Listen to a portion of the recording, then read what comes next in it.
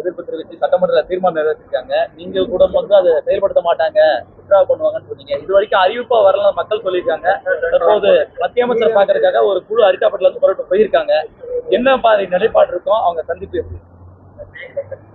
நாளை நம்முடைய துறையினுடைய அமைச்சர் ஐயா கிஷன் ரெட்டி அவர்கள் மைனிங் துறையினுடைய அமைச்சராக இருக்கிறாங்க. அவர்களை அந்த அரிட்டாப்பட்டி சுற்றி இருக்கக்கூடிய பகுதிகள், அந்த ஊரினுடைய தலைவர்கள் அம்பலக்காரர் ஐயா எல்லாம் இன்னைக்கு நம்முடைய கட்சி தலைவர்கள் புதுடெல்லிக்கு அழைச்சிட்டு போறாங்க. நாளைக்கு அமைச்சர் பார்ப்பாங்க.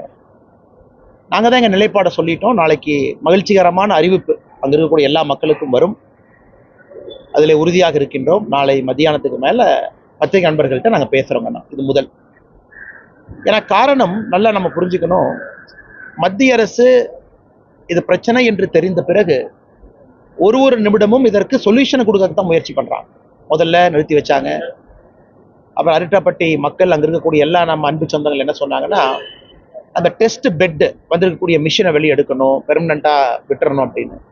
அதற்கும் நாங்கள் உறுதி கொடுத்திருக்கின்றோம். அமைச்சர்கிட்ட பேசியிருக்கோம். அமைச்சரும் பாசிட்டிவா சொன்னாங்க. அதனாலதான் நம்ம பொங்கலுக்கு முன்னாடி அங்க போய் மக்களை பார்த்து அந்த தகவலை தெரிவித்துட்டு வந்தோம். முழுமையாக அவர்களுக்கு அந்த பகுதியில நாளையிலிருந்து ஒரு மகிழ்ச்சிகரமான செய்தி கிடைக்கும். அதற்கு எல்லா முயற்சியும் தமிழக பாரதிய ஜனதா கட்சி எடுக்குதுங்கன்னா, நாளைக்கு டெல்லியில நம்முடைய நண்பர்கள் அங்க இருப்பாங்க, தமிழ் ஜேர்னலிஸ்ட், அவங்கள பார்த்து நாங்க பேசுறோம்.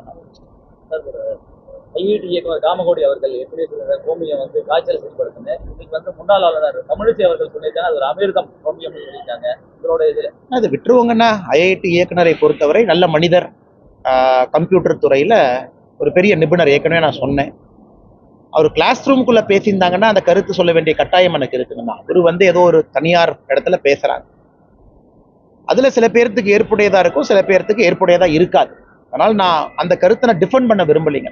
ஏன்னா ஒரு கிளாஸ் ரூம்குள்ளேயோ ஒரு ஐஐடி டைரக்டர் என்கின்ற அஃபீஷியல் பொசிஷன்ல இருந்து பேசுனா நான் சொல்ல வேண்டிய கட்டாயம் இருக்குங்கண்ணா.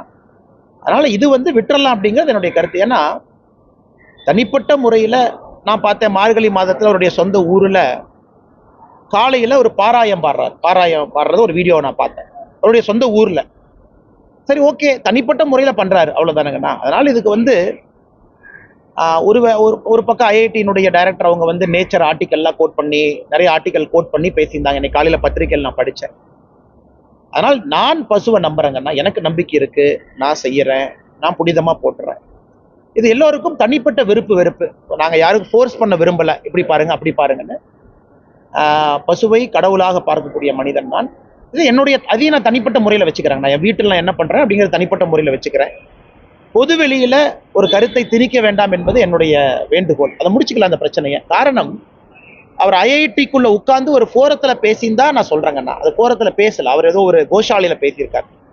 ஏன்னா இதனால அவர் செய்திருக்கக்கூடிய பல சாதனைகள் அது சைட்ல தள்ளிட்டு இதை மட்டும் நம்ம பேசக்கூடாது. ஐஐடி மெட்ராஸினுடைய இயக்குனர் உண்மையால் நான் சொல்றேங்கன்னா, ஒரு இந்தியாவில் ஒரு மிகச்சிறந்த ஒரு மனிதர். ஐஐடியில் ஸ்டார்ட் அப் லேபா இருக்கட்டும், கம்ப்யூட்டர் துறையில் ஆர்டிஃபிஷியல் இன்டெலிஜென்ஸ் வல்லுநர், national security advisory board member. இதை பத்தி நான் பேச விரும்புறேங்கண்ணா. இதுதான் எனக்கு முக்கியம். மற்றபடி ஒரு கருத்தை ஒருத்தவங்க ஏத்துக்குவாங்க, ஒருத்தவங்க ஏத்துக்க மாட்டாங்க. நம்ம எதுக்கு போய் அதை புஷ் பண்ணணும்? அதே நேரத்தில் தமிழிசை சவுந்தரராஜன் அக்கா அவங்க ஒரு மருத்துவர், அவங்க கருத்தை சொல்லியிருக்காங்க. நான் அந்த கருத்தை பத்தி நான் எதுவும் கமெண்ட் பண்ண விரும்பலைங்கன்னா, அது ஒரு கருத்து தான். பட் என்னைய மாநில தலைவராக நீங்க ஐஐடி மெட்ராஸ் டைரக்டரை பத்தி கேளுங்கன்னா, அது தனிப்பட்ட முறையில தனிப்பட்ட நிகழ்வுல பேசிய கருத்து அப்படிங்கிறதுனால அதை ஏத்துக்கிறவங்க ஏத்துக்கிட்டும், ஏத்துக்காதவங்க ஏத்துக்காம போகட்டும். அதை நான் ஒரு பொது இடத்துல இருந்து அதை புஷ் பண்ண விரும்பலைங்க. நான் ரொம்ப துரதிருஷ்டவசமானதுங்கன்னா, குறிப்பா எஃப்ஐஆர் ரெஜிஸ்டர் பண்ணுங்கன்னு போய் அவங்க ரெஜிஸ்டர் பண்ணல. இதை தாண்டி இன்னதோ இருக்கணுங்கண்ணா. எஃப்ஐஆர் ரெஜிஸ்டர் பண்ணலையா, இல்ல அவர் அவமானப்படுத்தப்பட்டாரா, அவருக்கு ஏதாச்சும் பிரச்சனை ஆச்சா, அதையும் முழுமையாக கண்டுபிடித்து.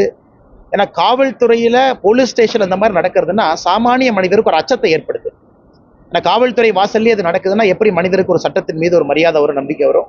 அதனால முழுமையாக இதை ஆராய்ந்து தகுந்த நடவடிக்கை இலாக்கா ரீதியாக சட்டப்படி எடுக்கணும் அப்படிங்கிறது எங்களுடைய வேண்டுகோள்.